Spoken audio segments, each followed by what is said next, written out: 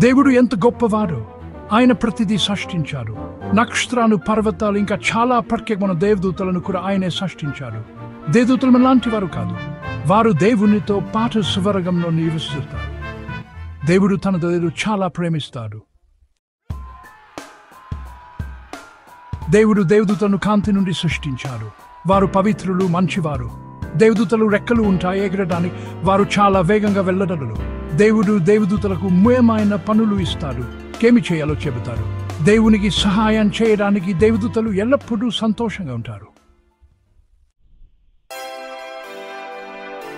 దేవదూతలు దేవుని సహాయకులు లాంటి వారు. వారు దేవుని నుండి సందేశాలు తెస్తారు. దేవుని నుండి ఒక ఉత్తరం ఆహించుకోండి. దేవదూతలు మనలను కూడా కాపాడుతారు. వారు మన సంరక్షకులు లాంటి వారు. దేవుడు ఎల్లప్పుడూ మనతో ఉంటాడు. ఆయన దేవదూతలు కూడా మనం సురక్షితంగా ప్రేమగా ఉన్నాము.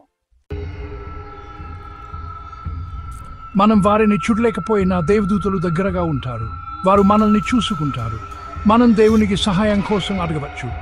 ఆయన మన ప్రార్థనలు వింటాడు. కొన్నిసార్లు ఆయన మనకు సహాయం చేయడానికి దేవదూతలను పంపుతాడు. దేవుని ప్రేమ అద్భుతమైనది. ఆయన దేవదూతలాగే